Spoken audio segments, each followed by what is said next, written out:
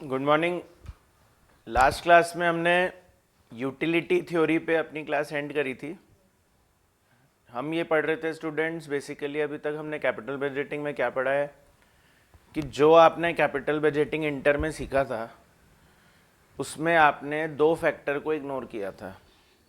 Actually तीन factor को ignore किया था। पहला फैक्टर था आपका इन्फ्लेशन, दूसरा फैक्टर आपका रिस्क और तीसरा फैक्टर आपकी चेंज इन टेक्नोलॉजी। तो हम एडवांस्ड कैपिटल बजटिंग जो चैप्टर पढ़ रहे हैं उसमें आपको यही सिखाना चाह रहे हैं कि इन्फ्लेशन से कैपिटल बजटिंग पे क्या इफेक्ट आता है, रिस्क से कैपिटल बजटिंग पे क्या इफेक्ट आता है, और अभी पढ़ाऊंगा कि टेक्नोलॉजी के चेंज से क्या फ़र्क पड़ता है। अच्छा, इन्फ्लेशन का इम्पैक्ट हमने कैसे डिस्कस किया था? इन्फ्लेशन के इम्पैक्ट के लिए हमने पढ़ा था कि दो तरीके हो सकते हैं, या तो रियल टू रियल या फिर nominal to nominal. Real to real या फिर nominal to nominal. Real to real मतलब क्या होता था? इन्फ्लेशन इग्नोर कर दो। इग्नोर का मतलब ये है कि उसमें से हटा दो, तो डिस्काउंट रेट भी कम होगी और कैश फ्लो भी कम होएगा। और यही अगर ऑल्टरनेटिव करना है तो नॉमिनल टू नॉमिनल कर लो, दैट इज डिस्काउंट रेट भी नॉमिनल ले लो और कैश फ्लो भी नॉमिनल ले लो। अच्छा, सेकंड फिर हमने पढ़ा इम्पैक्ट ऑफ रिस्क। रिस्क के लिए हम लोग ये बहुत सारे मेथड्स पढ़ रहे हैं कि रिस्क को एनालाइज करने का एक तरीका नहीं है, बहुत सारे तरीके हो सकते हैं। टोटल 10-11 मेथड है ये। तो पहला मेथड क्या था? RADR approach. पहला अप्रोच क्या था? RADR approach, risk adjusted discount rate approach, जो बोल रहा था कि अगर आपको प्रोजेक्ट ज़्यादा रिस्की लग रहा है तो उसमें रिस्क प्रीमियम बढ़ा दो, और अगर प्रोजेक्ट कम रिस्की लग रहा है तो उसमें रिस्क प्रीमियम कम कर दो। रिस्क प्रीमियम कम करने से क्या होगा? डिस्काउंट रेट कम हो जाएगा। रिस्क प्रीमियम बढ़ाने से क्या होगा? डिस्काउंट रेट बढ़ जाएगा। तो ये RADR अप्रोच बोलता था कि आप अपनी रेट को एडजस्ट करिए। और बाकी फिर इसके अलावा हम जितने भी मेथड्स पढ़ते हैं RADR के अलावा, जैसे कि हम मान लीजिए CE अप्रोच पढ़ते हैं, सर्टेनिटी इक्विवेलेंट कोएफिशिएंट अप्रोच। तो ये जो CE अप्रोच है ये क्या बोलता था कि आप रेट को डिस्टर्ब नहीं करोगे। ठीक है, RADR अप्रोच बोल रहा है रेट को ही चेंज करना है, कैश फ्लो जो दिया हुआ है वैसा का वैसे ले लो। CE अप्रोच बोलता है रेट को चेंज नहीं करना है, कैश फ्लो को चेंज कर लो करना है तो। दैट इज जो कैश फ्लो दिए हुए उसमें से सर्टेनिटी निकाल लो कि कितना कैश फ्लो होगा ही होगा, और जो होगा उसी को लेके अपना क्वेश्चन सॉल्व कर लो। अच्छा, थर्ड अप्रोच क्या सीखा था? Sensitivity analysis. थर्ड अप्रोच क्या था? Sensitivity analysis. तो सेंसिटिविटी एनालिसिस क्या बोलता है कि हम मार्जिन ऑफ सेफ्टी निकाल के देखेंगे। हम ब्रेक इवन पॉइंट निकालेंगे कि कहाँ NPV 0 आ रहा है, और उससे फिर अपनी मार्जिन ऑफ सेफ्टी निकालेंगे, और जिस फैक्टर की मार्जिन ऑफ सेफ्टी सबसे कम है, मतलब उसमें डर सबसे ज़्यादा है, वो सबसे ज़्यादा सेंसिटिव है। और जिसकी मार्जिन ऑफ सेफ्टी सबसे ज़्यादा है मतलब वो सेफ़ है, और सेफ़ है तो उसमें इतना डर ही नहीं है। तो हम हर फैक्टर की सेंसिटिविटी निकाल के देखते थे। दो अप्रोच होते थे इसमें, या तो मार्जिन ऑफ सेफ्टी अप्रोच लगा लो और या फिर चेंज इन NPV अप्रोच लगा लो कि अगर 10% इसको चेंज करूँ तो NPV पे क्या असर आएगा, 10% आउटफ्लो बढ़ा दूँ NPV पे क्या असर आएगा। इसको हम सेंसिटिविटी बोलते थे। फोर्थ अप्रोच था सबसे easy, scenario analysis. Scenario analysis के अकॉर्डिंग क्या करना होता है? सिनेरियो एनालिसिस के अकॉर्डिंग वेरियस सिनेरियोज बनाने होते हैं। जैसे कि डिसीजन ट्री अप्रोच ही कल पढ़ रहे थे, तो उसमें आप वेरियस सिनेरियोज ही तो बना रहे थे कि भाई ये भी हो सकता है, ये भी हो सकता है, ये भी हो सकता है, ऐसे ब्रांचेज हो सकते हैं। सिनेरियो ही तो था, बस इसमें सिनेरियो गिवन होता है, और वो जितने सिनेरियो देगा 3 ही देगा normally, worst case, best case, most likely case, और जिसका NPV सबसे ज़्यादा है उसके हिसाब से डिसाइड कर लेना। अच्छा, फिफ्थ उसके बाद हमने पढ़ा था ENPV, standard deviation coefficient of variation. ठीक है, यहाँ से क्या चेंज होगा फर्स्ट 4 में, और इसमें क्या चेंज रहेगा? प्रोबेबिलिटी चालू हो जाती है। अभी तक कोई प्रोबेबिलिटी नहीं होगी, प्रोबेबिलिटी क्वेश्चन में नहीं है मतलब वो फर्स्ट 4 अप्रोच है, प्रोबेबिलिटी है तो मतलब वो नेक्स्ट 4 अप्रोच है। ठीक है, तो ENPV standard deviation coefficient of variation में क्या होता था? आपको हर साल का कैश फ्लो बता देते थे, उसके अलग अलग ऑप्शन बोल देते थे कि ये भी हो सकता है, ये भी हो सकता है, ये भी हो सकता है, ये भी हो सकता है, और उसको साथ में प्रोबेबिलिटी दे रहे थे। प्रोबेबिलिटी कभी निकलवाई नहीं है, प्रोबेबिलिटी गिवन होती है। और उस प्रोबेबिलिटी को उस कैश फ्लो से मल्टीप्लाई कर देते हैं तो एक्सपेक्टेड कैश फ्लो आ जाता है, और फिर एक्सपेक्टेड कैश फ्लो जितने साल का है उसकी पीवी कर देते हैं, उससे आप माइनस आउटफ्लो कर दो, आपका एनपीवी आ जाता है। या किसी क्वेश्चन में हो सकता है कि एनपीवी दे दिया था तो एनपीवी को प्रोबेबिलिटी से मल्टीप्लाई कर देना तो डायरेक्ट ही एनपीवी आ जाएगा, फिर आउटफ्लो माइनस करने की ज़रूरत ही नहीं है। अच्छा, स्टैंडर्ड डेविएशन में क्या होता था, हम रिस्क निकालते थे। Standard deviation denotes risk, coefficient of variation denotes risk. तो स्टैंडर्ड डेविएशन सिर्फ सिंपल रिस्क बताता है, पर कोएफिशिएंट ऑफ वेरिएशन बताता है रिस्क पर रिटर्न। रिस्क पर, जैसे सीवी आता है 0.83, तो क्या मतलब हुआ इसका कि अगर 1 रुपये कमाना है तो उसके लिए 0.83 रिस्क लेना है, तो दिस इज रिस्क पर रिटर्न, यानी CV is a ratio but standard deviation is an absolute figure. Absolute figure is like, जैसे हम बोलते थे स्टैंडर्ड डेविएशन 4000 रुपये आ रहा है, तो 4000 रुपये आ रहा है मतलब 4000 रुपये का रिस्क है, पर सीवी एक रेशियो बताता है, जैसे just like NPV and pi. तो एनपीवी क्या बताता है, फिगर में आंसर देता है, पर पीआई उसका रेशियो में आंसर देता है। अच्छा, सिक्स्थ अप्रोच क्या था, सिक्स्थ अप्रोच क्या था, सिमुलेशन। वैसे तो मैंने ये अलग अलग लिखवाए थे पर मैंने अभी एक साथ लिख दिए। तो सिमुलेशन, सिमुलेशन ध्यान है ना, hit and trial. Hit and trial में क्या होता था, हम अपनी पास्ट को देखते थे और उस पास्ट से प्रोबेबिलिटी दी हुई होती थी, या तो निकालनी पड़ेगी या गिवन होगी, उसका क्यूमुलेटिव कर देते थे, तो उससे क्यूमुलेटिव प्रोबेबिलिटी आ जाती थी, और क्यूमुलेटिव प्रोबेबिलिटी से एक रैंडम नंबर रेंज बना ले रहे थे, और फिर क्वेश्चन रैंडम नंबर देगा, उस रैंडम नंबर को उस इंटरवल्स में ढूंढने हैं, और जो उससे एसोसिएटेड वेरिएबल वैल्यू है वो आपको लिख के एनपीवी निकालने हैं। 10 बार 15 बार जितनी बार बोले उतनी बार आपको सिमुलेट करना है। अच्छा, नेक्स्ट इसके बाद क्या पढ़ा था, डिसीजन ट्री अप्रोच। कल ख़त्म कराई है, याद होगा ही। 2 तरीके होते हैं इसके भी, या तो वेरियस पाथ्स बनाओ, डिसीजन ट्री बनाओ पहले, तो लिखा वही आ जाएगा एग्जाम में कि कंस्ट्रक्टर डिसीजन ट्री, समझ जाना है डिसीजन ट्री अप्रोच ही है, ठीक है, और किसी में डिसीजन ट्री नहीं बनवाते। तो वेरियस पाथ्स बनाइए, जितने भी ऑप्शंस है आपके, जितने पाथ्स निकल रहे हो, 9 पाथ्स हो, 12 पाथ्स हो, 18 पाथ्स हो, जितने हो, एक आज और एक क्वेश्चन कराऊंगा उसमें भी आएगा। तो जितने बोले केसेस उतने डिसीजन ट्री के ब्रांचेज हो जाते हैं, और उसके अकॉर्डिंग सबके एनपीवी निकालो। उससे फायदा ये होता है कि वर्स्ट एनपीवी, बेस्ट एनपीवी, ये सब पूछेगा तो आंसर दे पाओगे। पर अगर नहीं करना चाहते हो तो दूसरा सोल्यूशन भी है, रिवर्स अप्रोच भी होता है। तो पहले आपको D3 सॉल्व करना है, ठीक है, फिर D2 सॉल्व करना है, फिर D1 सॉल्व करना है, ठीक है। तो देखना आपको बस यही है कि मुझे कितनी बार डिसाइड करना है उसमें, इसीलिए तो उसका नाम है डिसीजन ट्री, ठीक है, कि डिसीजन कितनी बार लेना है वो ट्री बनाओ। तो 1 बार डिसाइड करना है, 2 बार डिसाइड करना है, 3 बार डिसाइड करना है। जस्ट लाइक कल कर रहे थे कि 2000 पे भी ऑयल मिल सकता है, 4000 पे भी ऑयल मिल सकता है, 6000 पे भी मिल सकता है, तो 3 बार डिसाइड करना था। तो पहले हमने 6000 पे डिसाइड किया कि 6000 तक जाना है कि नहीं जाना, फिर हमने डिसाइड किया कि अच्छा 6000 पे जाना है तो 4000 पे जाना है कि नहीं जाना, और अगर 4000 पे जाना है तो क्या 2000 पे तो करना है क्या, ठीक है। रिवर्स चलना है, ना कि ऐसे कि पहले सर 2000 होना चाहिए, फिर 4000 होना चाहिए, फिर 6000 होना चाहिए। डिसाइड ऐसे नहीं होता, रिवर्स अप्रोच से होता है। अच्छा, फिर लास्ट कल पढ़ लिया था यूटिलिटी थ्योरी, जिसको मैं बोल रहा था यूटिलिटी का मतलब होता है सेटिस्फैक्शन। यूटिलिटी का मतलब क्या होगा, सेटिस्फैक्शन, कि मैं कितना सेटिस्फाइड हूँ मेरे प्रोजेक्ट से।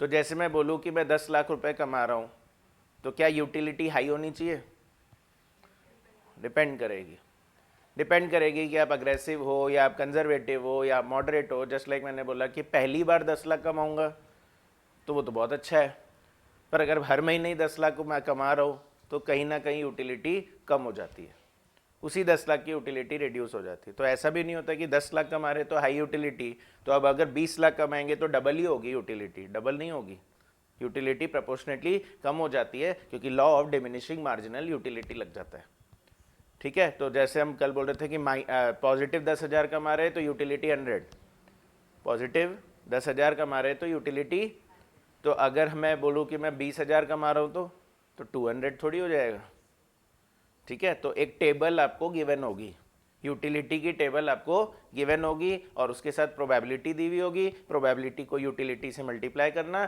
एक्सपेक्टेड यूटिलिटी आ जाएगी, जिसकी एक्सपेक्टेड यूटिलिटी ज़्यादा होगी उसको चूज कर लेना। तो ये चारों अप्रोच में आपने नोट किया होगा कि प्रोबेबिलिटी चाहिए ही चाहिए, बिना प्रोबेबिलिटी ये चारों अप्रोच सॉल्व ही नहीं हो सकते, ठीक है। तो अब नेक्स्ट आता है स्टूडेंट्स 9th अप्रोच,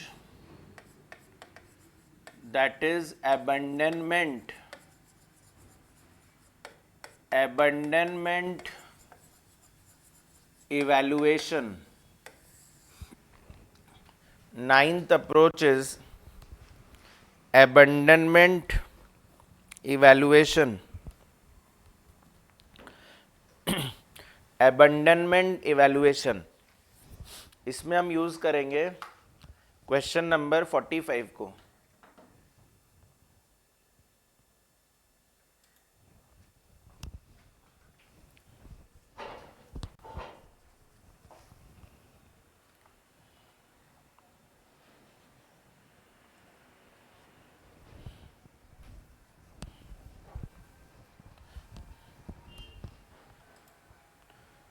अबंडनमेंट इवैल्यूएशन में यूज करेंगे किसको? क्वेश्चन नंबर 45 को यूज करेंगे.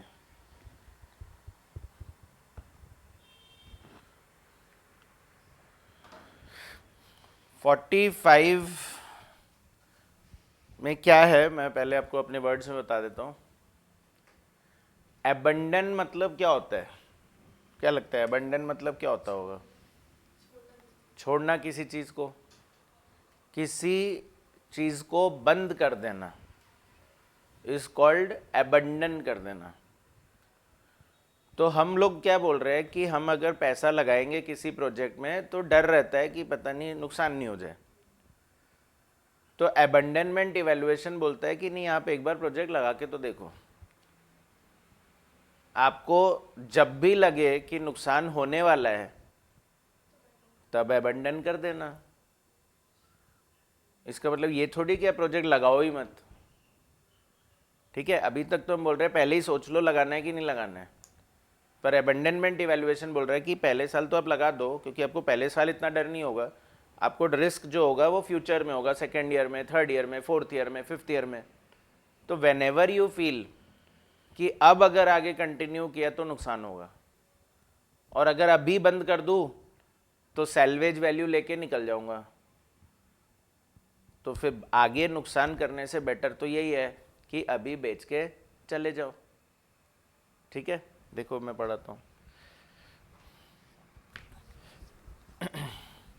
45 है. ABC Corporation is ordering a special purpose piece of machinery costing 9,000 rupees with a life of 2 years, after which there is no expected salvage value.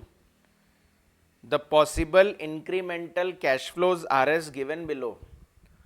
तो पहले साल बोल रहे हैं 6,000 कमाएंगे, इसकी प्रोबेबिलिटी कितनी है? 0.3 है. दूसरे साल 7,000 कमाएंगे, प्रोबेबिलिटी 0.4. तीसरे साल 8,000 कमाएंगे, प्रोबेबिलिटी 0.3. अच्छा, फिर ईयर 2 में 2,000 कमाएंगे, प्रोबेबिलिटी 0.3. 3,000 कमाएंगे 0.5. 4,000 कमाएंगे 0.2. फिर 4,000 0.3. 5,000 0.4. 6,000 0.3. 6,000 0.2. 7,000 0.5. 8,000 0.3. तो अगर मैं ईयर 2 की प्रोबेबिलिटी देख रहा हूँ तो ये तो 1 से भी ज़्यादा आ रहा है.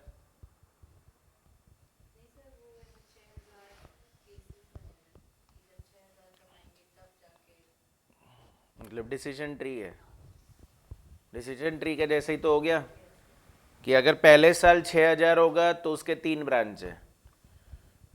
अगर पहले साल 7,000 हुआ तो उसके भी 3 ब्रांच है. और पहले साल अगर 8,000 हो गया तो उसके भी 3 ब्रांच है. डिसीजन ट्री जैसे ही तो हो गया. ठीक है, बस लिखा नहीं इन्होंने यहाँ डिसीजन ट्री बनाओ, तो बनाना भी मत फिर. तो the companies required rate of return is 8%. Calculate the mean of the probability distribution of the possible NPVs. तो जितने भी एनपीवी पॉसिबल है, जितने भी एनपीवी पॉसिबल है उनका मीन निकालिए. तो यानी ईएनपीवी निकालिए, है ना. तो कितने पॉसिबल एनपीवी दिख रहे हैं आपको यहाँ पर? 9 केसेस बन सकते हैं यहाँ पर. तो इसमें तो अबंडनमेंट की कुछ बात ही नहीं हुई. अब इसका बी पॉइंट बोल रहा है, suppose now the possibility of abandonment exists. and the abandonment value of the project at the end of first year is 4500 rupees. ठीक है, बोल रहे हैं आप प्रोजेक्ट लगा लो, फिर आप चाहो तो एक साल बाद इस प्रोजेक्ट को बंद कर देना, 4500 रुपीज़ आपको मिल जाएंगे, टर्मिनल वैल्यू बोलो, सैलवेज वैल्यू बोलो. ठीक है. Suggest whether the company should continue the project और अबंडन इट. तो कंटिन्यू करे या बंद कर दे, कब डिसाइड होगा ये? फर्स्ट ईयर में ये मिलेगा. ठीक है, तो थोड़ी सी थ्योरी लिख लो पहले.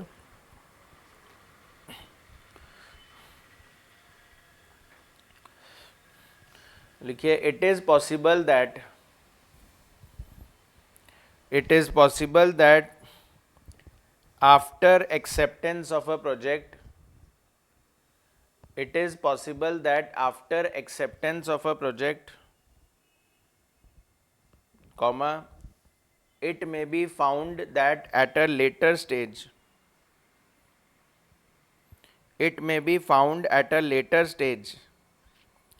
that it is not possible, that it is no longer, ऐसे लिखो, that it is no longer,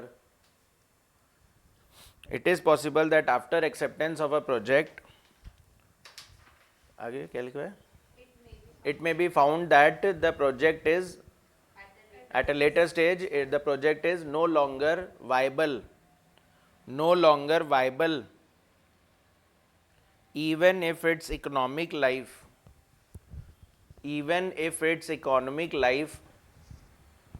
is not yet over. Even if its economic life is not yet over. Full stop. This is called abandonment. This is called abandonment of the project. चला लिया, start कर दिया, फिर suddenly लगा यार बंद ही कर देते हैं, तो मतलब ये तो अबंडन करने वाली बात हो गई, बीच में छोड़ने वाली बात हो गई. और फिर लिखिए आगे पैराग्राफ चेंज करके, abandonment evaluation will be conducted. Abandonment evaluation will be conducted at the end of each subsequent year. Abandonment evaluation will be conducted at the end of each subsequent year. Abandonment evaluation will be conducted at the end of each subsequent year. At the end of each subsequent year. Full stop. For this purpose. अच्छा, decide कैसे करोगे कि abandon करे कि नहीं करे? कैसे decide करूंगा कि अबेंडन करूं कि नहीं करूं? तो कंटिन्यू करे तो कितनी एनपीवी, और अबेंडन कर दे तो कितनी एनपीवी. तो for this purpose two factors will be considered. For this purpose, two factors will be considered: A, PV of cash flows from the project, PV of cash flows from the project for remaining life, PV of cash flows from the project for remaining life, or second PV of salvage value at the end of each subsequent year.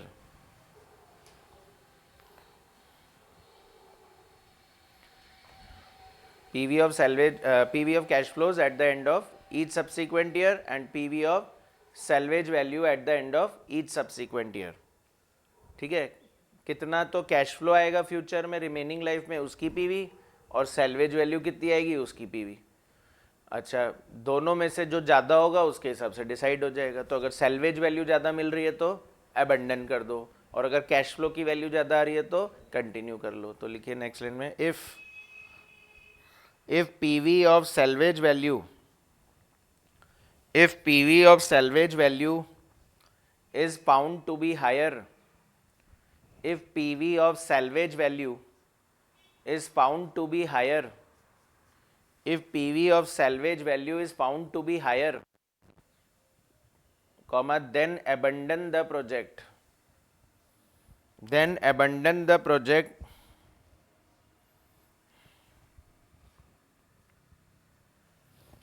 comma,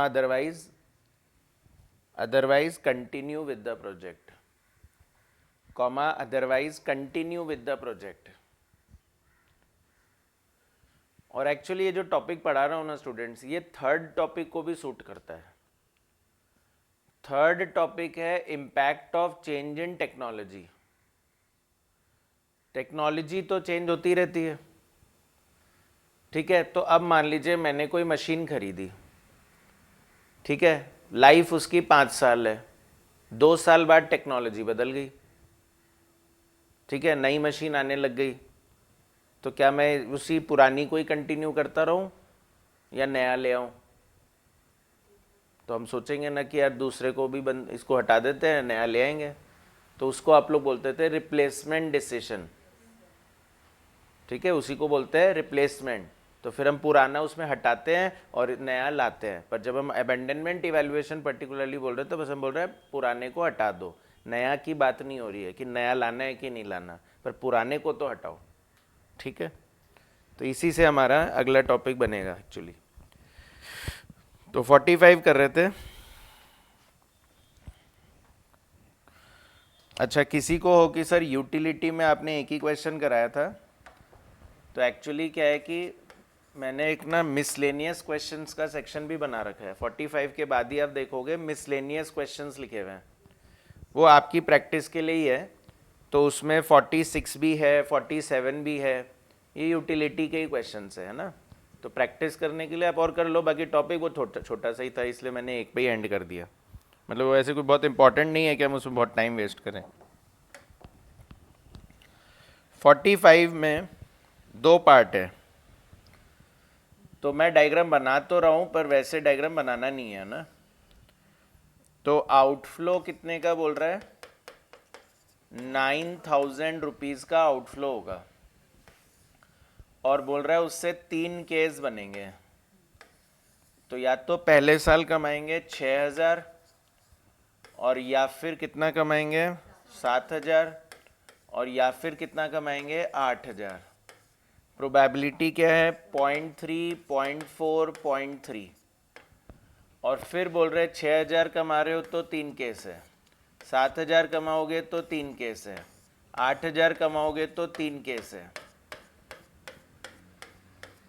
तो 6,000 कमाएंगे तो फिर अगले साल 2,000 आएगा, या 3,000 आएगा, या 4,000 आएगा, और या फिर 4,000 आएगा, 5,000 आएगा, 6,000 आएगा, और या फिर 6,000 आएगा, 7,000 आएगा, और 8,000 आएगा.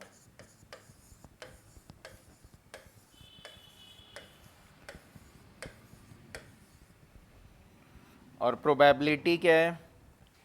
0.3, 0.5, 0.2, 0.3, 0.4, 0.3, 0.3, 0.4, 0.3.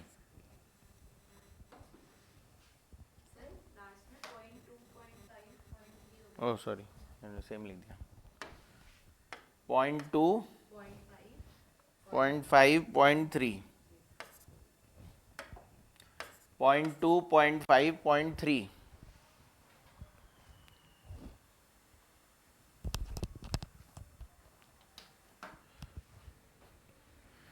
ठीक है. तो रिवर्स अप्रोच नहीं लगाएंगे इसमें, क्योंकि इसमें पहली चीज़ तो डिसीजन ट्री अप्रोच के नाम से नहीं बोला है क्वेश्चन को, नॉर्मल बोला है. और दूसरी चीज़ इसने बोला है पॉसिबल एनपीवी का मीन निकालो. तो पहले पॉसिबल एनपीवीज तो बताओ. तो 9 एनपीवीज निकालने पड़ेंगे पहले. तो केस 1, 2, 3, 4, 5, 6, 7, 8 और 9. फिर ईयर 1 कैश फ्लो प्रोबेबिलिटी और ईयर 2 कैश फ्लो प्रोबेबिलिटी, इसको आप डिपेंडेंट केस भी बोल सकते हो ना, कि दूसरे साल का कैश फ्लो फर्स्ट ईयर पे क्या कर रहा है, डिपेंड कर रहा है। अच्छा, इससे एनपीवी आएगी, उसको फिर जॉइंट प्रोबेबिलिटी से मल्टीप्लाई करते हैं तो आ जाएगा जॉइंट प्रोबेबिलिटी इनटू एनपीवी। तो पहले साल कितना कैश फ्लो होगा, तो बोल रहे हैं 6,000 हो सकता है, इसके 3 ब्रांच है। और फिर उसके बाद 7,000 हो सकता है, इसके भी 3 ब्रांच है। और फिर 8,000 हो सकता है, इसके भी 3 ब्रांच है।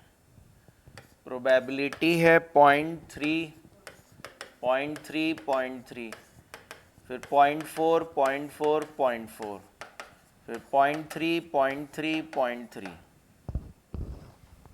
सेकेंड ईयर में वही 2,000, प्रोबेबिलिटी 0.3, 3,000 प्रोबेबिलिटी 0.5, 4,000 प्रोबेबिलिटी 0.2, फिर 4,000 प्रोबेबिलिटी 0.3, 5,000 प्रोबेबिलिटी 0.4, 6,000 प्रोबेबिलिटी 0.3, फिर 6,000 प्रोबेबिलिटी 0.2, 7,000 प्रोबेबिलिटी 0.5 और 8,000 probability 0.3। Discount rate, risk free rate होगी 8%, तो 8% से पीवी करिए।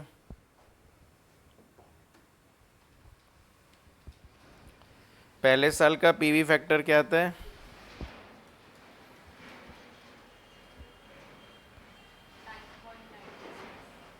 हाँ 9.926 है। पहले साल का फैक्टर आ रहा है 0.926 और दूसरे साल का 0.857। तो 6,000 इंटू 0.926 प्लस 2,000 इंटू 0.857,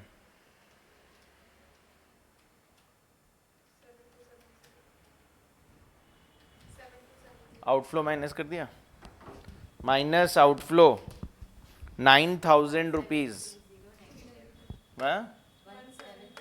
1730 नेगेटिव, और जॉइंट प्रोबेबिलिटी हो गई 0.09।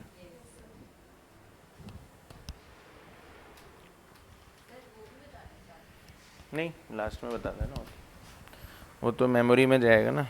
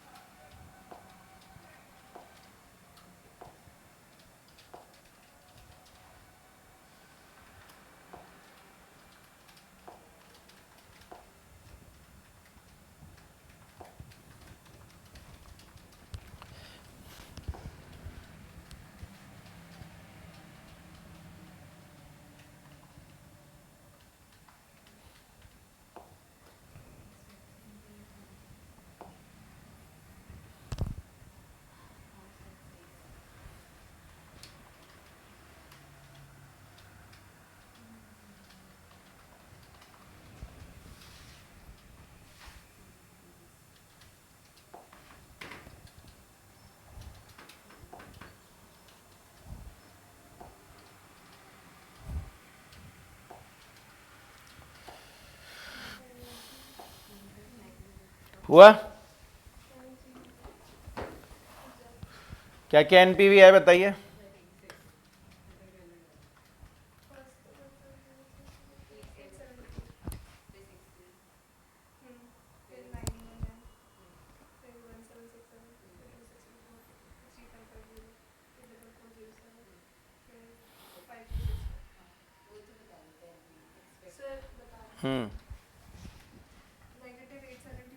-873, -16, 910, 1767, 2624, 3550, 4407, 5264।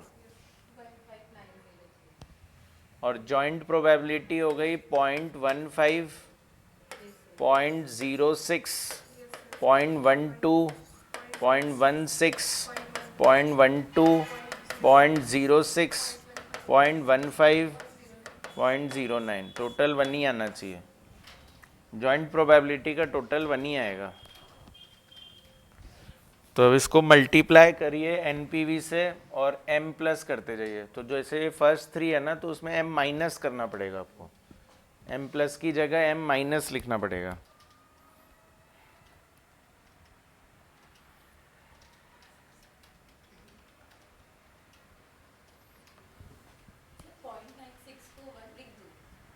पॉइंट 1 लिख दो। 16 इंटू 0.6 तो 1 ही हुआ।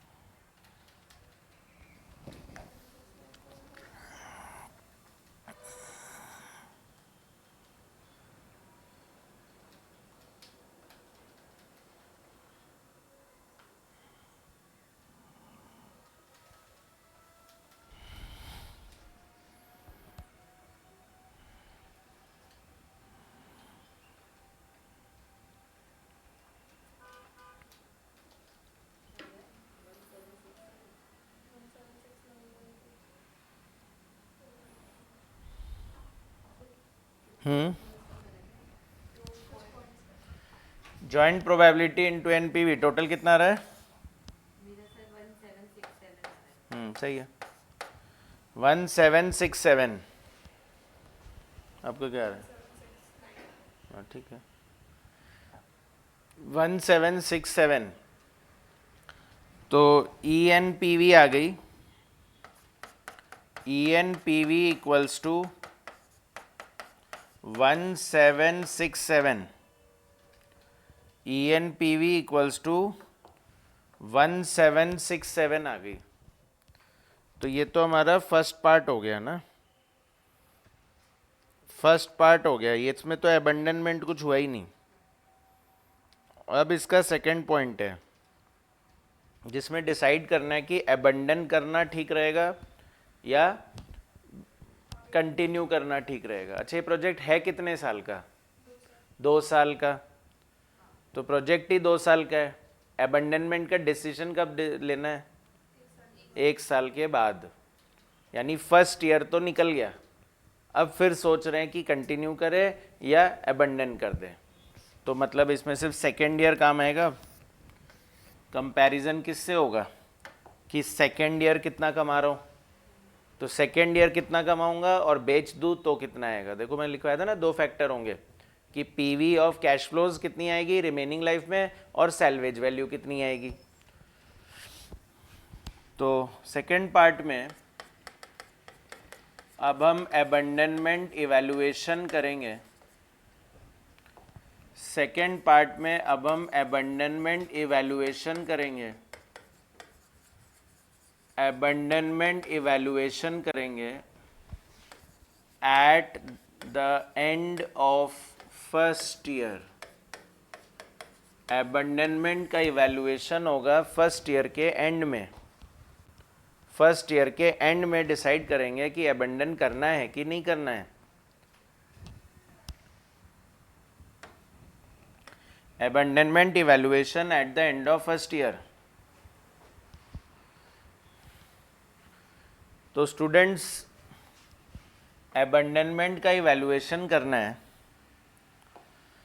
तो हमने बोला बेच देंगे तो हमको सैल्वेज वैल्यू मिलेगी 4500 रुपीज़,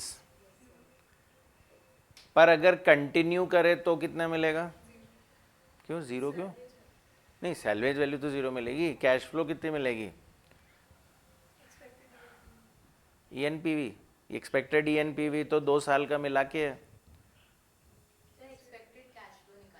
हाँ, कैश फ्लो ईयर 2 का लेंगे, तो ईयर 2 में कौन सा वाला लोगे? मतलब 2000, 3000, 4000, या 4000, 5000, 6000, या 6000, 7000, 8000। तो मतलब 3 बार इवैल्यूएशन होगा, 3 टाइम्स होगा। ठीक है, तो एक्सपेक्टेड कैश फ्लो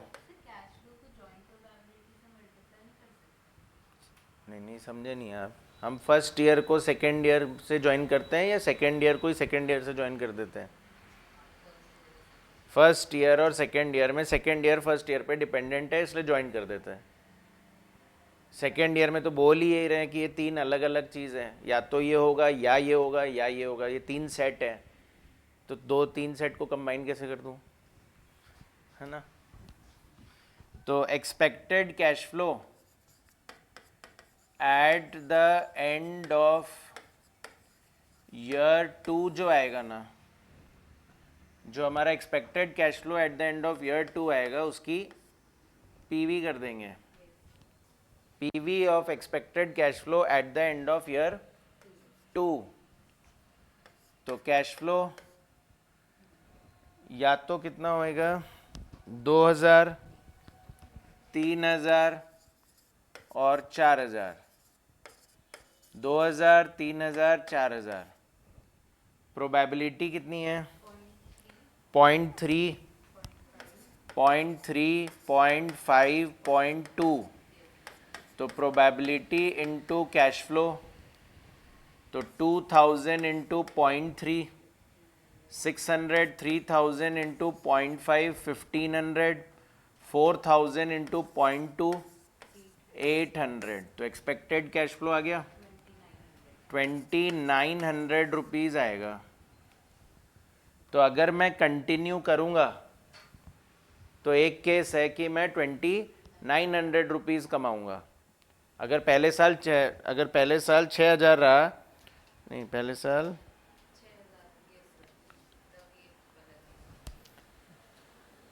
अगर पहले साल 6000 रहा तो ये आएगा और ये आएगा, तो मुझे मिलेगा 2900।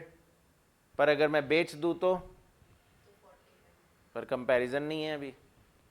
ये 2900 कब मिलेगा? ईयर 2 के एंड पे। और सैल्वेज वैल्यू कब मिलेगी? ईयर 1 के एंड पे। तो इसकी पीवी करनी पड़ेगी ना। तो PV of expected cash flow, PV of expected cash flow कितना हो गया? 2900 इंटू 0.857 इंटू 0.857 कितना आ रहा है? 2485। जबकि PV of salvage value compare करें 4500 इंटू 0.926, 4500 इंटू 0.926, 4167 आ रहा है। कंटिन्यू करूंगा तो 2485 है आज के हिसाब से, और बेचूंगा तो 4167 आज के हिसाब से। तो अच्छा क्या है, बेच दो। तो देयरफॉर अबंडनमेंट कर दो, देयरफॉर अबंडन द प्रोजेक्ट। पहले केस में तो अबंडन कर दो ना, ये फर्स्ट केस हुआ कि अबंडन कर दो, यही ज़्यादा ठीक रहेगा।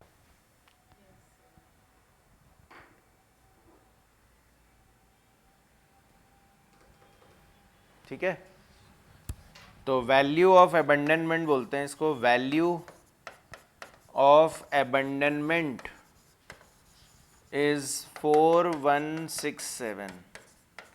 कि अबंडन कर दो तो क्या मिलेगा? 4167। 6-7 मिलेगा। अच्छा, सेकंड केस है, सेम ही चीज़ करनी है, सेकंड सेट है।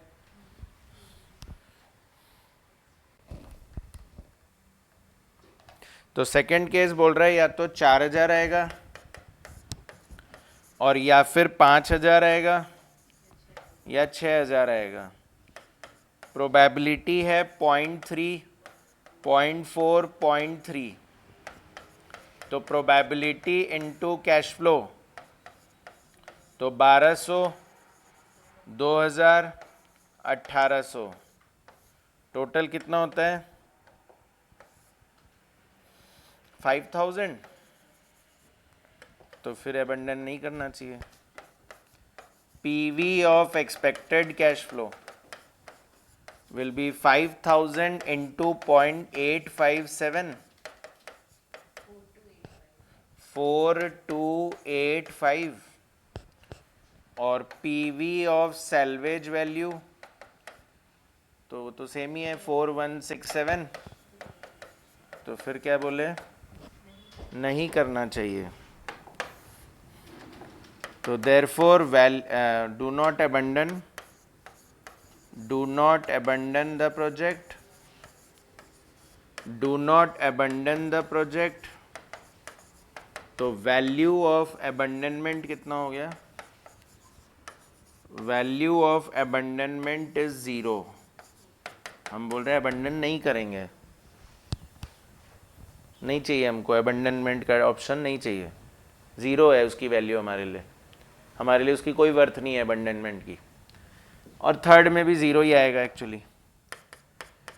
तो थर्ड में भी कैश फ्लो बल्कि और बढ़ ही रहे हैं, 6,000, 7,000, 8,000। प्रोबेबिलिटी है 0.2, 0.5, 0.3। तो प्रोबेबिलिटी इनटू कैश फ्लो, तो 1,200, 3,500, 2,400, 7,100।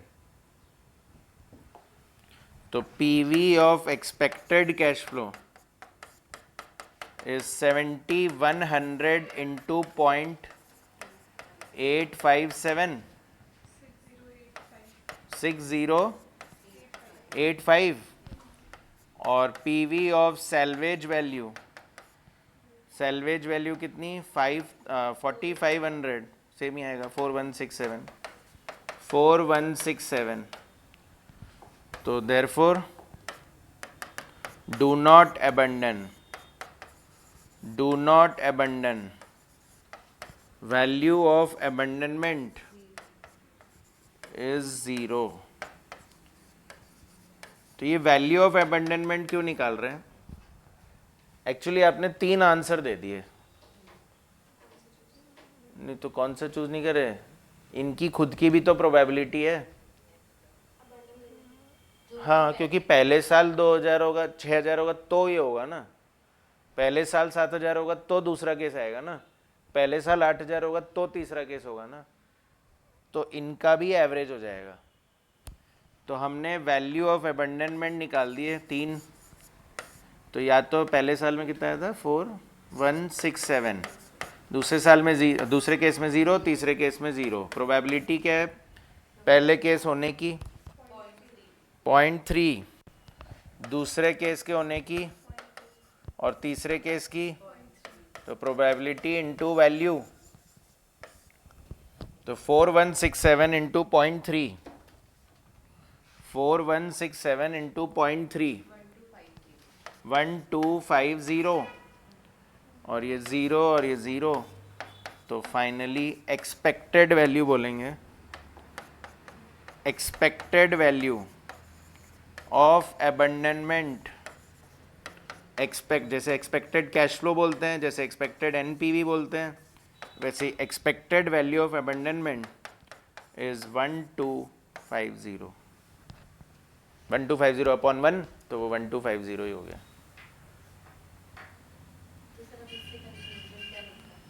हाँ, कि हमको अबंडन करना चाहिए, एक्सपेक्टेड है कि अबंडन होगा, पहले साल के एंड में होगा, क्योंकि प्रोबेबिलिटी से भी मल्टीप्लाई करके देख लिया। तो अबंडनमेंट जब करेंगे तो उसमें इतना पैसा मिलेगा 1250।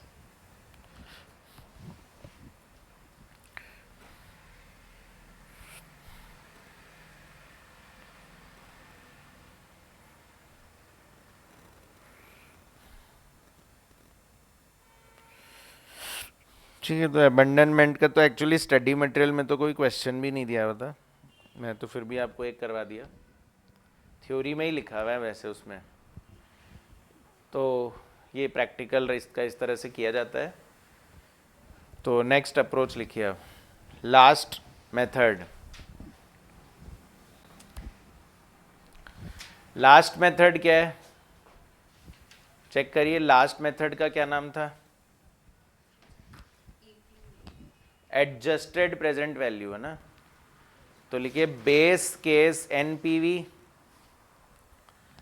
Base case NPV, base B A C base, C A C case, base case NPV and adjusted present value, base case NPV and adjusted present value. जिसके क्वेश्चन स्टडी मटेरियल में कम है ना, तो आप समझो कि वो एमसीक्यू में आएंगे। ज़्यादा चांस एमसीक्यू में है कि छोटा सा क्वेश्चन बना के डाल दिया, ठीक है, ज़्यादा डिटेल डिस्क्रिप्टिव क्वेश्चन नहीं आएगा उस पर। और जिसके क्वेश्चन स्टडी मटेरियल में है, मतलब कि वो तो डिस्क्रिप्टिव में ही आएंगे। तो जैसे अब ईएनपीवी, स्टैंडर्ड डेविएशन, डिसीजन ट्री, ये सब एमसीक्यू में नहीं आएंगे, ये सब डिस्क्रिप्टिव में आएंगे। यूटिलिटी थ्योरी, ये अबंडनमेंट, ये सब एमसीक्यू में आने लायक क्वेश्चन है। तो लिख रहे थे हम लोग base case NPV and adjusted present value.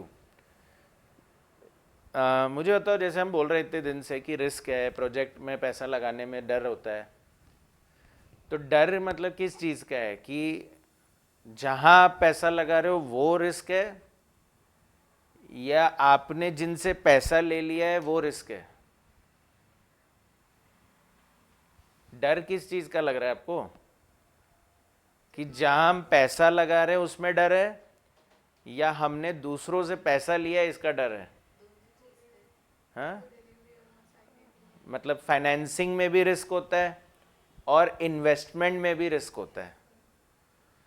तो जो आप RADR अप्रोच जैसे पढ़े थे, पहला अप्रोच, उसमें आपने दोनों एक साथ कंसिडर कर लिया रिस्क प्रीमियम में। तो रिस्क प्रीमियम में आपने दोनों एक साथ ले लिया कि इन्वेस्ट जहाँ कर रहे हैं उसका भी रिस्क आ गया और जिनसे पैसा लिया है उसका भी रिस्क है। अच्छा, पैसा लेने में क्या रिस्क है? तो आपने लिवरेज चैप्टर पढ़ा था इंटर में कि डेट से पैसा लेने में रिस्क होता है, प्रेफरेंस से पैसा लेने में रिस्क होता है, ठीक है। हम किसी से भी पैसे लेंगे तो उसमें डर होता है। तो ये जो बेस केस एनपीवी और एपीवी अप्रोच है, ये यही काम करता है कि बोलते हैं एक बार फाइनेंसिंग के रिस्क को छोड़ दो और सिर्फ इन्वेस्टमेंट रिस्क को इवैल्यूएट करो, तो उसको बोलेंगे बेस केस एनपीवी। कि मैं पैसा किसी से भी लाऊं तो मेरा एनपीवी क्या आएगा? That will be called base case NPV. और जब उसमें फिर फाइनेंसिंग रिस्क ऐड कर दूं कि अच्छा डेट से लिया है तो उससे क्या फर्क पड़ेगा, तो फिर वो एपीवी बन जाएगा, जो मेरा अप्रोच का नाम है। तो जब मैं विदाउट फाइनेंसिंग रिस्क लूंगा तो बेस केस एनपीवी, और जब उसमें फाइनेंसिंग का बेनिफिट ऐड कर दूंगा कि डेट लिया था, रिस्क लिया था, उससे क्या हुआ, तो वो बन जाएगा एडजस्टेड प्रेजेंट वैल्यू। ये इंटर में भी आ गया ये टॉपिक, पर आप लोग बच गए, निकल गए आप लोग वहाँ से, पर अब पढ़ना पड़ेगा क्योंकि नहीं पढ़ा हुआ है। हाँ, वो दोनों मतलब बेस केस एनपीवी में ही एडजस्ट करवाऊंगा फिर मैं। हाँ, तो मतलब अल्टीमेटली फिर सोचा जाए तो फिर आंसर सेम आ जाना चाहिए कि RADR अप्रोच लगाओ या एपीवी बताओ, दोनों से आंसर सेम आएगा।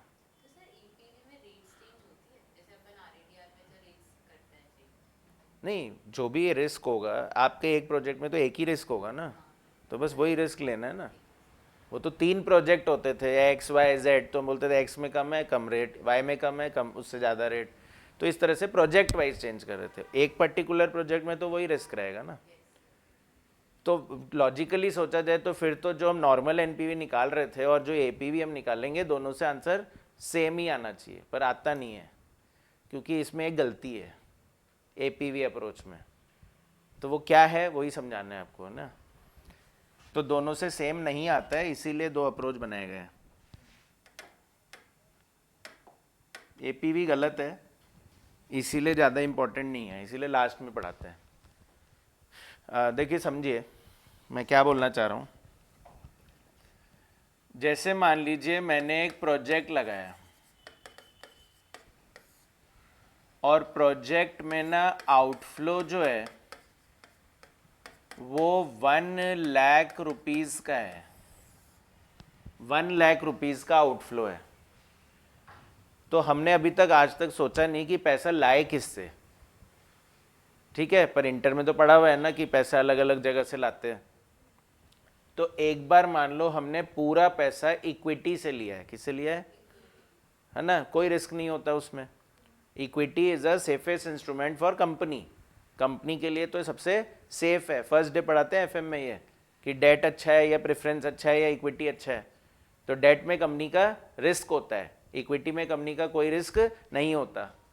तो आउटफ्लो जो है वो 1,00,000 रुपीज़ का है मान लीजिए, और इनफ्लो जो है ना, इनफ्लो जो है वो पर्टिकुलर्स मान लीजिए 1 और 2 है, 2 साल है, और मुझे PBDT दे रखा है। चलो इसको थोड़ा और छोटा कर देते हैं अमाउंट को।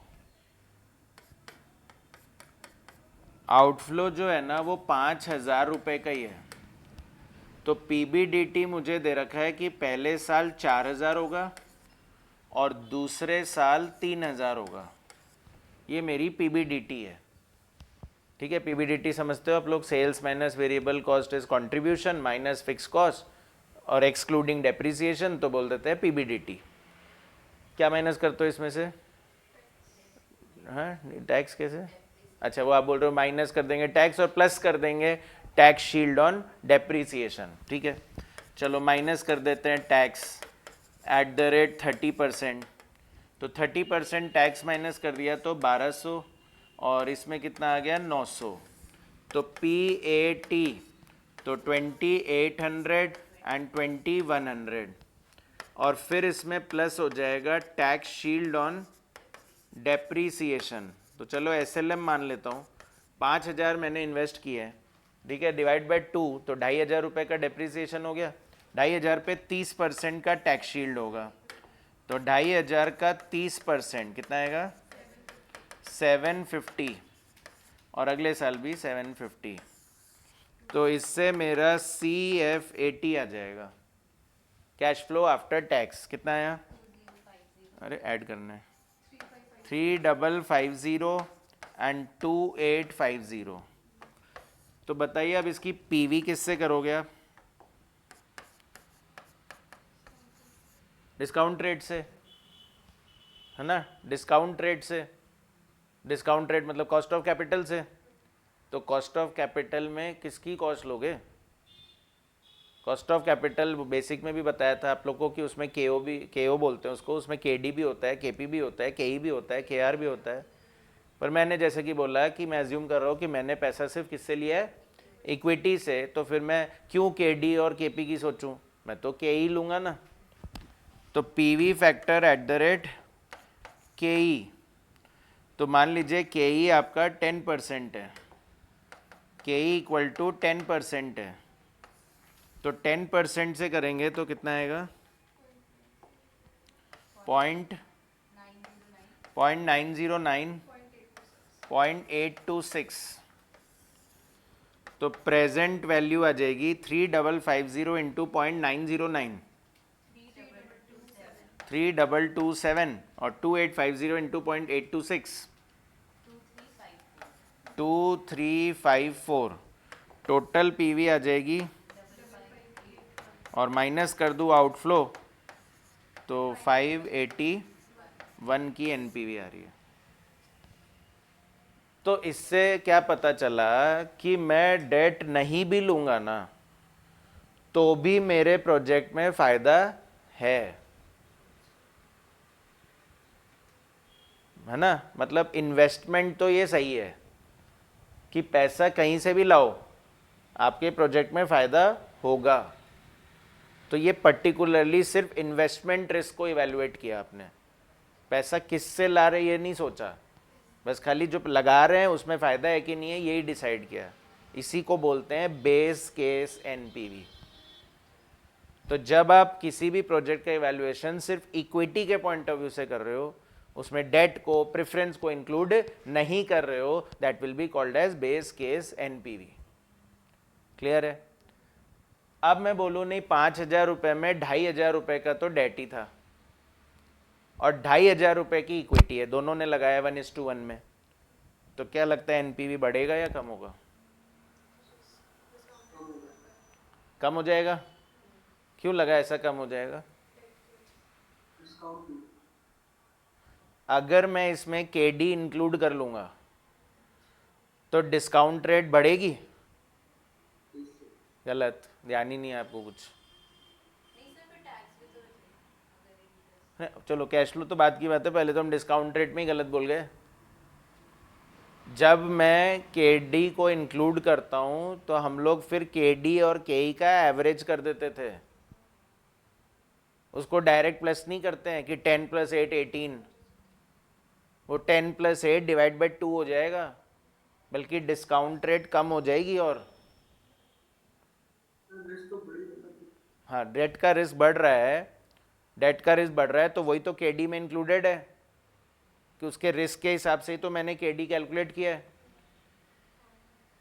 ठीक है, पर फिर भी वो क्या इक्विटी से ज़्यादा रिस्की हो जाएगा क्या? इन्वेस्टर के लिए तो इक्विटी ही ज़्यादा रिस्की रहेगा ना, तो इक्विटी वाले तो ज़्यादा ही मांगेंगे ना।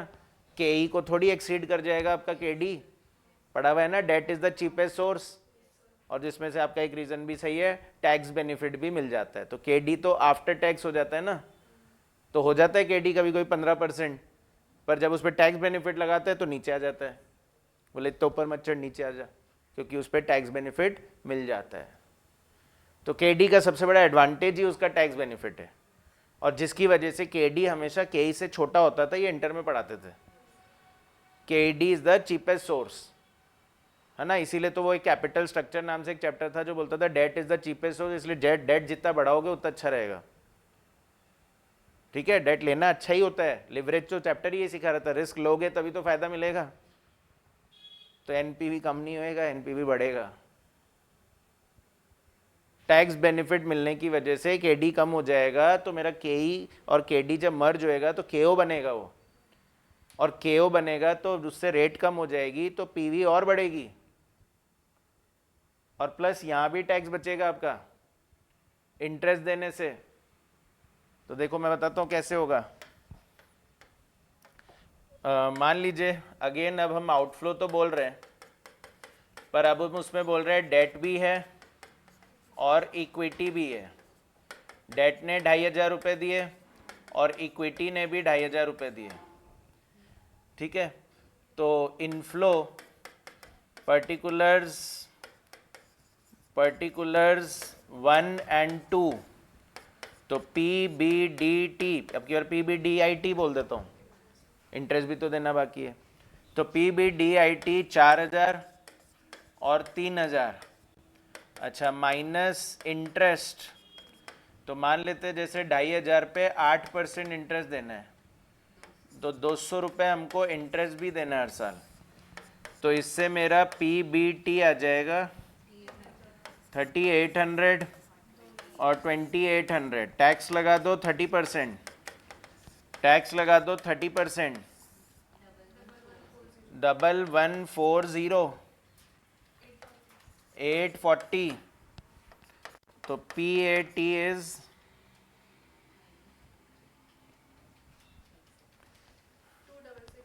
2,660 1960, और फिर इसमें plus tax shield on depreciation tax shield on depreciation वो तो सेम ही रहेगा 750 750। तो CF80 3410 3410 और 2710 2710 कैश फ्लो ज़्यादा आ रहा है।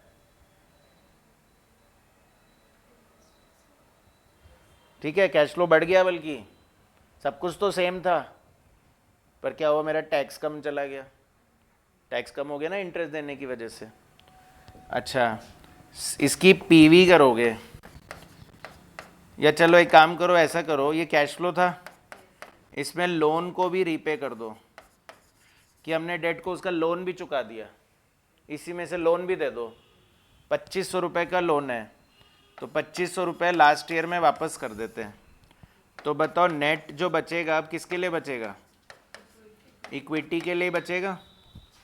तो 3410 पीवी कर दूँ के ही से। अब तो ये है ही सिर्फ इक्विटी का, डेट तो है ही नहीं इसमें। तो बताओ 10% से 0.909 और हाँ, तो कितना आ रहा है? 3100 3100 173 टोटल हो गया 3273 प्लस का माइनस करेंगे आउटफ्लो कितना? 2500 रुपये। इक्विटी ने तो अपने पैसे ही कम कर लिए उससे, और उससे एनपीवी 773 आ रहा है। ये 581 आ रहा था, ये 773 आ रहा है। तो डेट लेने से नुकसान नहीं होता, डेट लेने से फ़ायदा होता है। आप फाइनेंस का अगर रिस्क लोगे तभी तो आपको लगेगा कि हाँ मुझे फ़ायदा और ज़्यादा हुआ। अगर फाइनेंस लेने में, डेट लेने में रिस्क होगा तो लोग तो कभी फिर ये रिस्क लेंगे ही नहीं, कि बोले इससे तो एनपीवी हमारा कम हो जाता है। कम नहीं होता है, बल्कि इससे आपका एनपीवी बढ़ता है। ये समझाना था आपको, समझ रहे हो? क्लियर है क्या? अरे अडानी है, अडानी एंटरप्राइजेस, ठीक है। तो अडानी ने पिछले 2 साल पहले बहुत सारी कंपनीज खरीद ली थी, जैसे अंबुजा सीमेंट हो गया, एसीसी सीमेंट हो गया, एनडीटीवी न्यूज़ चैनल हो गए, बहुत सारे कंपनीज उन्होंने खरीदे। पैसा कहाँ से आया? पैसा कहाँ से आया? डेट से। सारे लोन ले लेके कंपनीज खरीदी थी, और तभी तो उन पे वो एलिगेशन लग गया था हिंडनबर्ग का, कि कंपनी बहुत सारा डेट ले रही है, बंद हो जाएगी। पर अब वो एलिगेशन ख़त्म हो गए, उन्होंने समझा दिया कि डेट लेने से नुकसान थोड़ी होता है, बल्कि डेट लेने से फ़ायदा होता है। ठीक है, क्योंकि उससे हमारा इक्विटी का इन्वेस्टमेंट, तो आप लोग को भी लगा नेगेटिव जा रहा है क्योंकि आप पूरे 5000 के हिसाब से सोच लिए, पर डेट लेने का एडवांटेज क्या था कि इक्विटी का तो इन्वेस्टमेंट कम रह गया ना, तो कम पैसा लगा के ज़्यादा कमा रहे हैं। ठीक है, तो अगर खुद सारा लगाएंगे तो पूरा पैसा लगाओ, तो बल्कि वहाँ एनपीवी कम होने के चांस कम है। ठीक है ना? बट अगर मैं बोलूँ कि मैं डेट से भी ले रहा हूँ, मैं इक्विटी भी से भी ले रहा हूँ, दोनों आधा आधा पैसा लगा रहे हैं, तो मेरा इन्वेस्टमेंट कम हो गया ना। रिस्क तो लिया मैंने, पर मेरा इन्वेस्टमेंट कम हो गया ना उससे, तो मेरा एनपीवी ज़्यादा बढ़ेगा। ठीक है, और किसकी वजह से हो रहा है ये सारा गेम? मतलब एक्चुअली डेट के इंटरेस्ट पे जो टैक्स बेनिफिट मिल रहा है उसका है मेन इंपॉर्टेंस। तो मैं बताता हूँ फॉर्मूला क्या है एक्चुअली। ये 2 फॉर्मूले हैं एक्चुअली। तो जब हम बोलते हैं बेस केस एनपीवी, तो उसका तो फॉर्मूला यही रहेगा, PV of cash inflow minus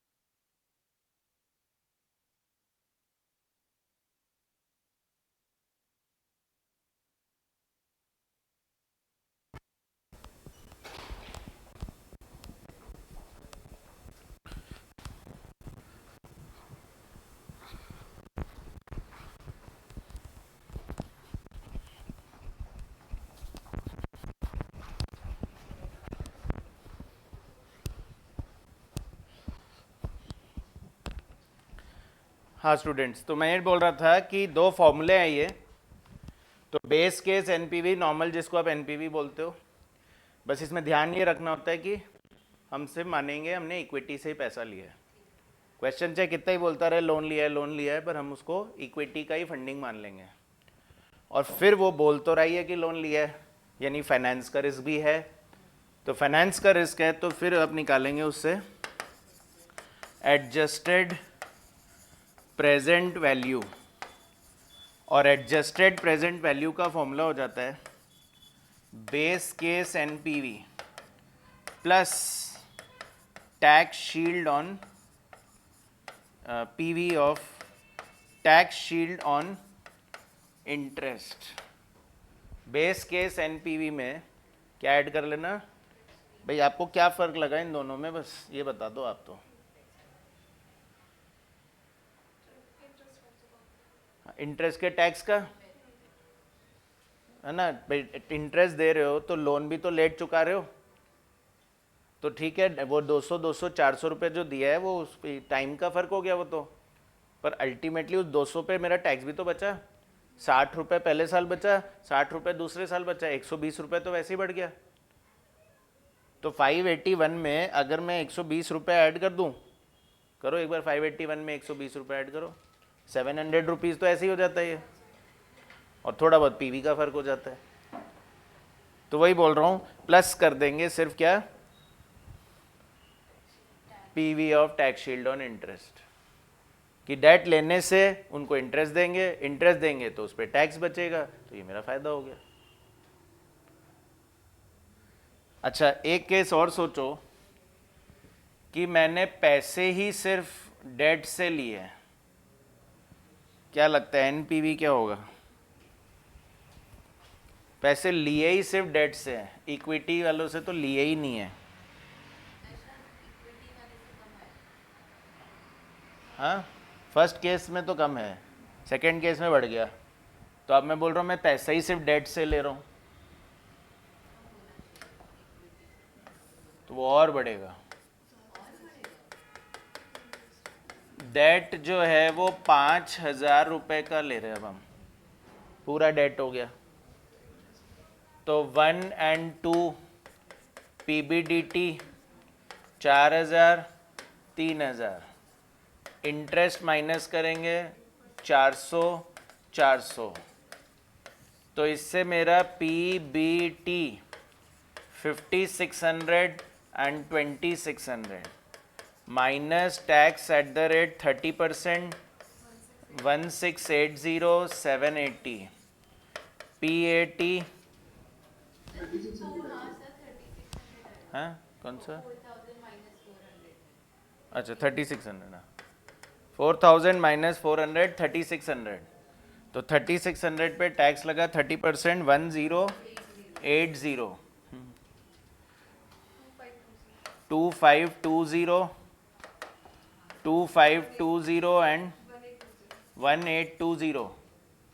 अच्छा फिर इसमें plus tax shield on depreciation, तो टैक्स शील्ड कितना है 750 750, तो कैश फ्लो आ जाएगा कितना 3270 2570, और रीपेमेंट करोगे 2,500 रुपये 2,500 रुपये, पीवी करो, नेट है 3270 और 70 रुपये,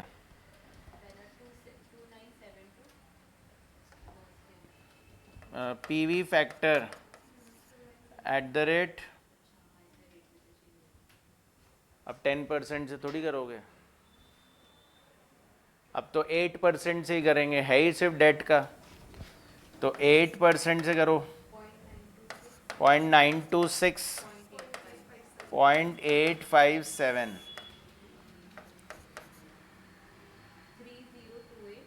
3028 60 3628 3088। सर कम हो गया, आप ऐसे ही बोल रहे थे ज़्यादा होएगा। अब मैं बोल रहा हूँ ये पूरा ही एनपीवी है। इक्विटी का लगा क्या है और लोन तो चुका ही दिया, फिर भी 3,000 रुपये बचा रहे हो आप। तो सिर्फ डेट लेने में तो एनपीवी और बढ़ता है, मतलब फाइनेंस रिस्क लेने से फायदा और ज़्यादा होता है। तो जितना ज़्यादा आप रिस्क लोगे उतना ज़्यादा एनपीवी बढ़ेगा। ठीक है, तो 1:1 रखोगे तो एनपीवी कम बढ़ेगा, पर अगर 2:1 रखोगे तो एनपीवी ज़्यादा बढ़ेगा। सारे ही डेट लगा लोगे तो और ज़्यादा बढ़ेगा। तो हमको एटलीस्ट इफेक्ट तो समझ में आया कि फाइनेंस से एनपीवी पे क्या असर पड़ रहा है। ये सिर्फ यही मेथड बताता है, बाकी नहीं बताते। अच्छा, अब यहाँ पर मैं बता रहा था गलती क्या है यहाँ पे। जब आप ये पीवी करोगे, base case NPV plus PV of tax shield on interest, तो पीवी की रेट क्या लोगे, केई या केडी? केडी लोगे? सारा पैसा डेट से ले रहे हो क्या? केओ लेना चाहिए, दोनों है, या केई ले लो। चलो, सिर्फ केडी तो समझ में ही नहीं आ रहा, पर इस अप्रोच ने इसको केडी से डिस्काउंट करा दिया कि बोले इंटरेस्ट है ना, इंटरेस्ट की पीवी केडी से कर दो, तो वो गलत हो गया। और इस वजह से आरएडीआर अप्रोच का आंसर और इसका आंसर सेम नहीं आता। ठीक है, यहाँ पीवी केओ से होनी चाहिए या केई से फिर भी कर सकते हैं, पर केडी से तो नहीं कर सकते। केडी से तो सिर्फ तब करता ना जब सिर्फ ही डेट होता है, पर हम बोल रहे हैं इक्विटी भी है और डेट भी है, दोनों है। ठीक है, नॉर्मली तो ये होता है ना कि मिक्सचर बना के पैसा इन्वेस्ट करते हैं। तो आप बोलोगे सिर्फ इक्विटी लगा रहे हैं तो ये आंसर आई गया, पर आप बोलोगे दोनों लगा रहे हैं तो ये आएगा। पर ये तो होगा नहीं कि सिर्फ डेट लगा रहे हैं, तो इसलिए वो केस तो है नहीं। तो दोनों है तो केओ से करो ना, फिर पीवी केडी से क्यों करा रहे हो? ठीक है, तो लिखो थोड़ा सा।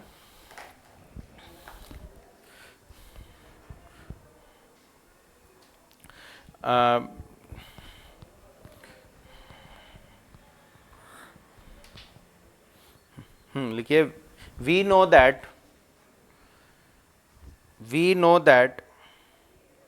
generally cash flows are discounted.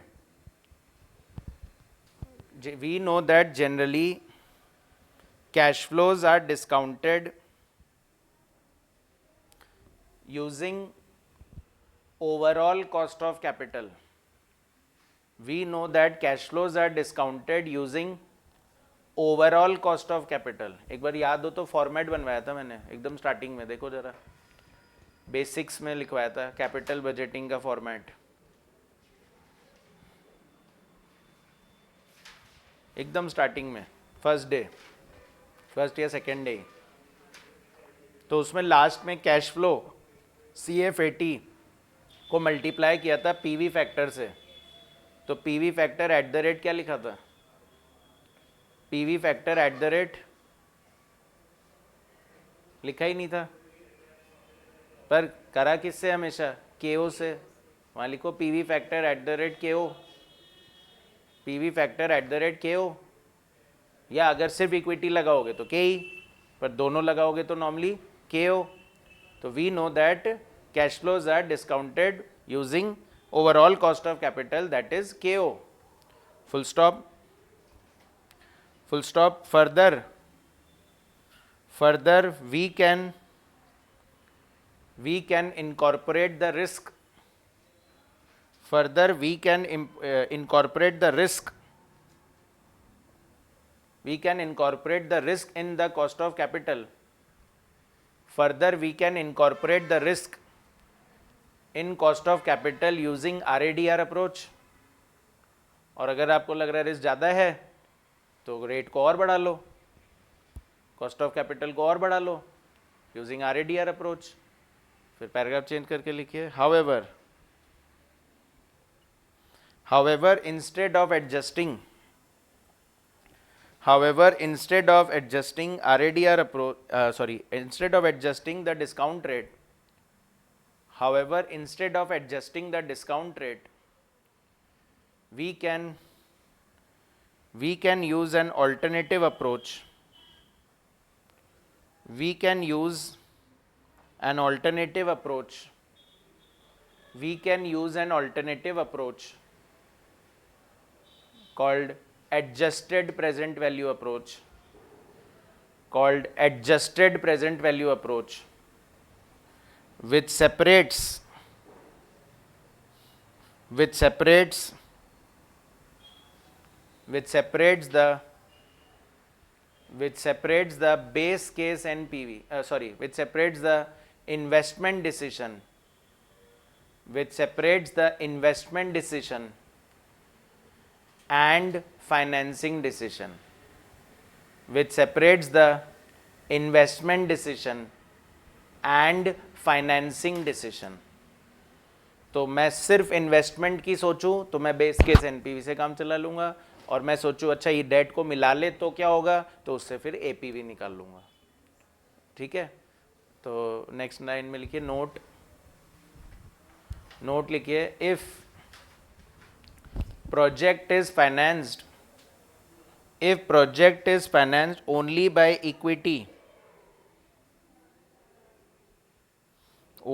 Equity, comma, then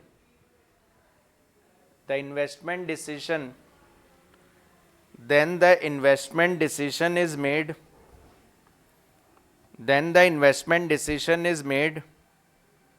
by using base case NPV.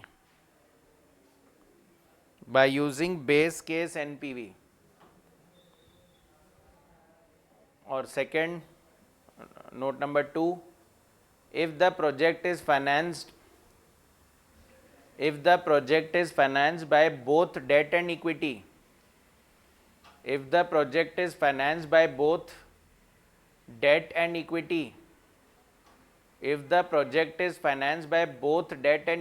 comma, then by both debt and equity, comma, then we use adjusted present value.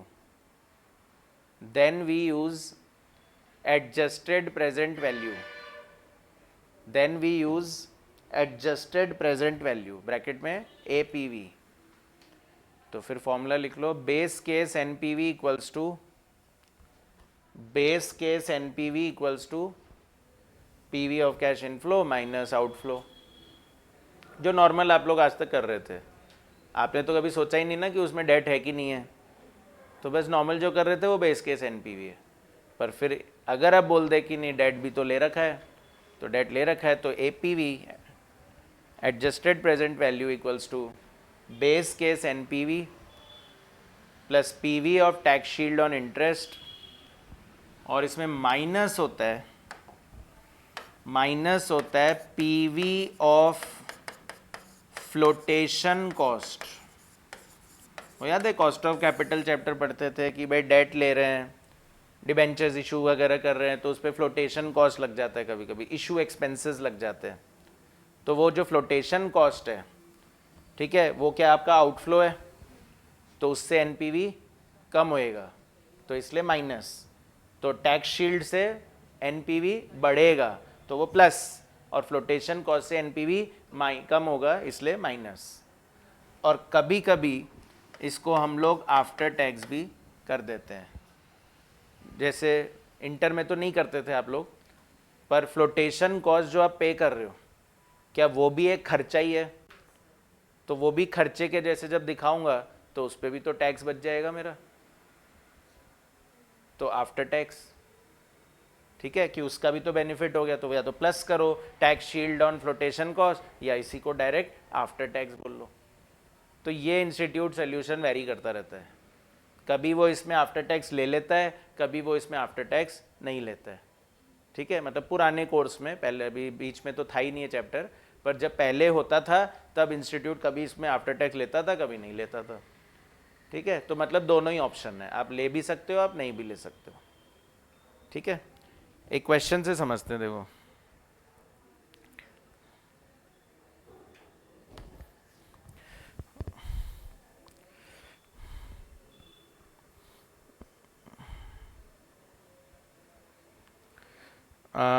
Question number 41.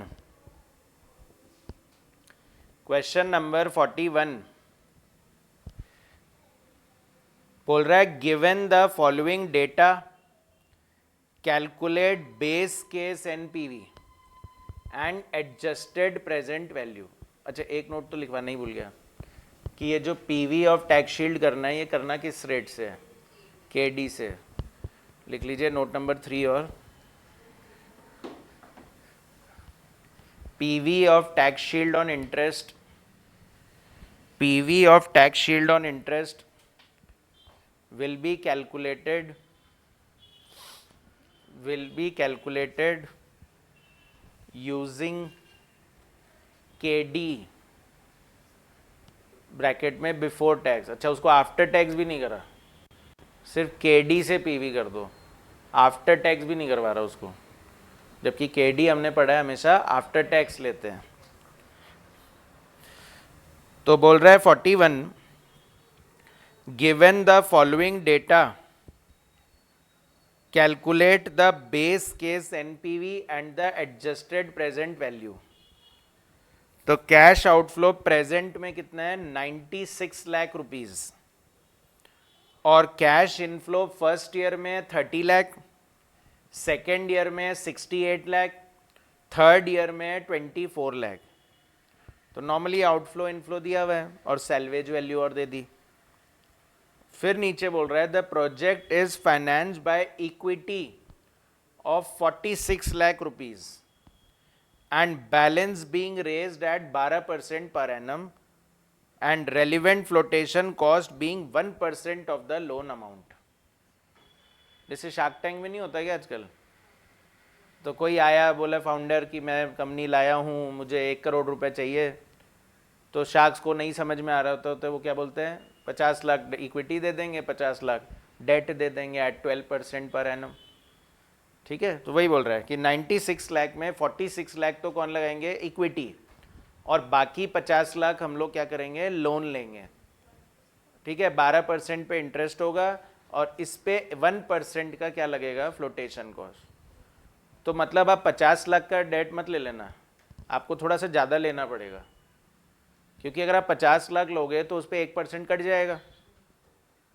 50 lakh में 1% यानी 0.5 लाख डिडक्ट हो जाएगा, तो फिर तो आपको 49.5 ही मिलेंगे, और 49.5 मिलेंगे और 46 वो इक्विटी का है, तो पूरे प्रोजेक्ट का अमाउंट ही नहीं आएगा।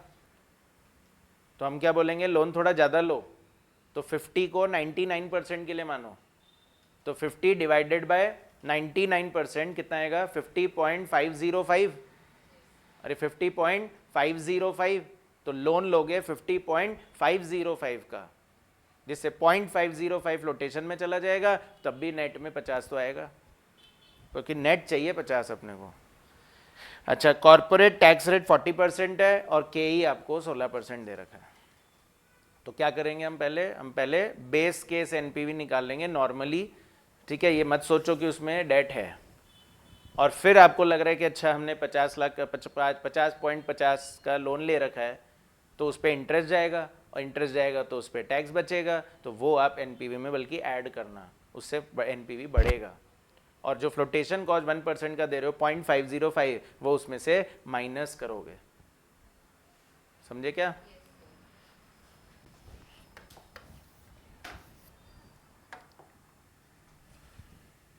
तो पहले बेस केस एनपीवी निकालेंगे। तो बेस केस एनपीवी में आपका आउटफ्लो कितने का है? 96 लाख का है, और जो आपका इनफ्लो है, तो इनफ्लो पहले साल, दूसरे साल, 3 साल है ना, पहले साल, दूसरे साल, तीसरे साल, तो कैश फ्लो पहले साल कितना है? 30 लाख, दूसरे साल 68 लाख, तीसरे साल 24 लाख। इसकी पीवी कर दो, किस रेट से? केई से 16%। हम मान ही नहीं रहे कि हमने लोन लिया है, हम ये मान रहे कि हमने सारा पैसा इक्विटी से ही लिया था। तो इसमें कितना फ़ायदा है प्रोजेक्ट में, ये निकालो पहले। सारा पैसा इक्विटी से लिया तो कितना फ़ायदा है? तो 16% से पीवी करिए 0.862 0.743 0.641, तो प्रेजेंट वैल्यू आ जाएगी 25.86। कैश इनको आफ्टर टैक्स दे देंगे। हाँ, वो हम यही मानेंगे।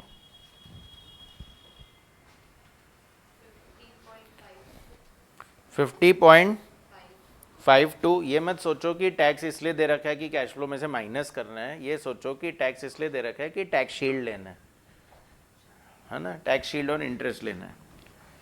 तो 68 इंटू 0.743 50.52 50.52 15.38 15.38।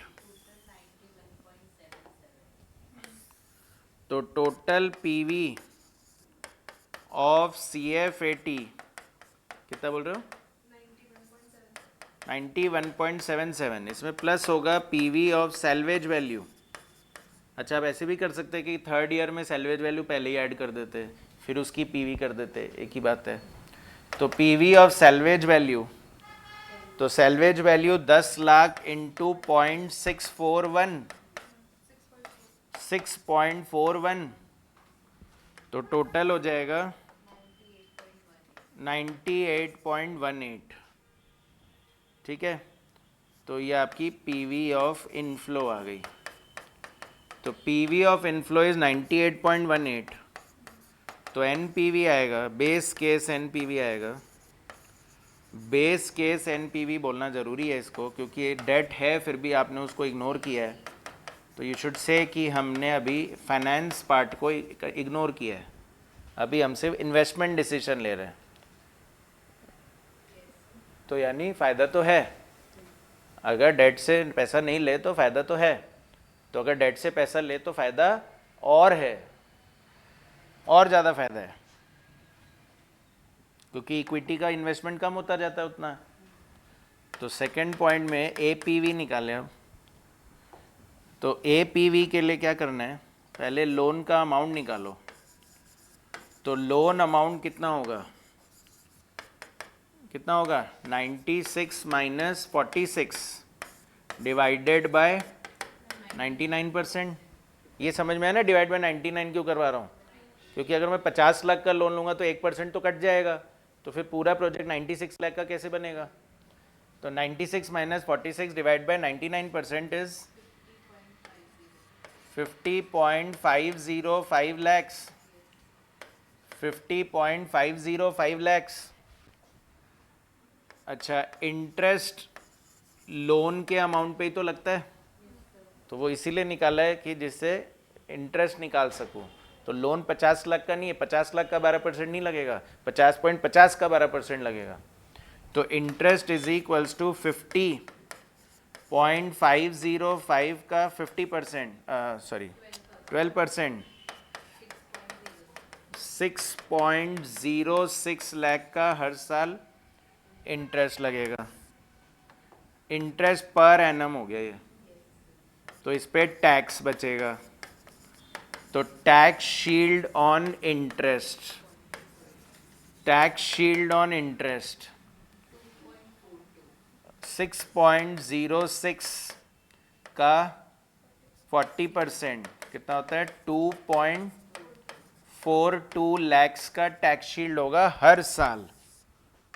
तो अब इसकी पीवी करनी है, तो PV of tax shield on interest is equals to, अब यहाँ वो गड़बड़ है, यहाँ पीवी किससे करनी है, केडी से ही करनी है। 12% से सीपीवीएफ निकालो 3 साल का, CPVF at the rate 12% for 3 years 2.40, हाँ सीपीवीएफ ही 2.42 इंटू 2.40, 2.42 इंटू 2.40 5.81 5.81 लैक्स 5.81 लैक्स। अच्छा, फ्लोटेशन कॉस्ट कितना था? फ्लोटेशन कॉस्ट कितना है? नहीं मतलब अमाउंट आ गया ना अब तो 50.505 माइनस 50, तो 0.505 लाख का ही तो फ्लोटेशन कॉस्ट है। अगर मैं इसको आफ्टर टैक्स कर दूं तो flotation cost after tax will be 0.505 into 1 minus 0.4। ये इग्नोर भी किया जा सकता है क्योंकि इंटर में तो इग्नोर ही होता था। कॉस्ट ऑफ कैपिटल में फ्लोटेशन कॉस्ट को कभी आफ्टर टैक्स नहीं करते थे, खाली इंटरेस्ट को आफ्टर टैक्स करते थे। तो बस एपीवी आ जाएगा आपका। इसकी पीवी करने की ज़रूरत नहीं है क्योंकि जो फ्लोटेशन कॉस्ट है वो ऑलरेडी आज ही हो रहा है, तो आज हो रहा है तो उसकी पीवी है ये ऑलरेडी, पीवी करने की ज़रूरत नहीं है। भाई ऐसा बोलते हैं 1 साल बाद लोन लेंगे तब तो पीवी भी करते हैं, लोन तो आज ही ले रहे हैं। तो A P V is base case N P V. कितना आया था base case N P V? 2.18 lakhs plus P V of tax shield 5.81 और minus flotation cost after tax 0.30, 7.69 lakh positive आ रहा है। तो ऐसा हो सकता है क्या कि बेस केस एनपीवी नेगेटिव आ रहा हो और एपीवी पॉजिटिव आ जाए? पॉसिबल है ना। तो डेट से कई बार प्रोजेक्ट पॉजिटिव हो जाते हैं। वैसे नेगेटिव है, खुद लगाओगे तो नुकसान है, पर अगर डेट से लेके लगाओगे ना तो फायदा है। यही समझाना चाह रहे हैं। अच्छा, बता सकते हो कि अगर मुझे ब्रेक इवन करना है, क्या करना है? ब्रेक इवन करना है, तो बेस केस एनपीवी कितना नेगेटिव हो सकता है? हाँ, मुझे ब्रेक इवन करना है, मतलब मुझे ज़ीरो लाना है, मुझे ये ज़ीरो लाना है, तो ये कितना नेगेटिव अलाउड है? 5.51 नेगेटिव तक जा सकता है। तो अगर मुझे लग रहा हो कि मैं इक्विटी से लगाऊं और उसमें 5.51 लाख का नुकसान हो रहा है, तो भी अगर अब मैं डेट ले लूँगा तो वो मेरा एपीवी ज़ीरो बना देगा, तो मैं प्रोजेक्ट एक्सेप्ट कर लूँगा। ये इसलिए पूछा क्योंकि क्वेश्चन है ऐसा कि एपीवी ज़ीरो लाने के लिए बेस केस एनपीवी क्या होना चाहिए। ठीक है, तो आज तो इतना ही रखते हैं। आप होमवर्क करना है एक, आप होमवर्क करना है 42 नहीं 42 नहीं 42 नहीं होगा आपसे, आप करना 44 आप करिएगा, 42 43 मैं कराऊंगा कल। और फिर कल से क्या स्टार्ट होगा? कल से चेंज इन टेक्नोलॉजी, ठीक है, दैट इज रिप्लेसमेंट डिसीजन के क्वेश्चन करने कल से, कि हम पुराने को हटाएंगे और उसकी जगह नया लाएंगे। बेस केस एनपीवी में 2, फिर चेंज इन टेक्नोलॉजी स्टार्ट हो जाएगा। हाँ बोलो। इसमें अपने केयर निकालनी है लास्ट में 20, केयर निकाली। हाँ केओ नहीं निकाली, हाँ ये केओ नहीं यूज, ये यही तो बोल रहा है ना कि वो तो पुराना अप्रोच था ही, नया सीखो ना, स्प्लिट करो उसको।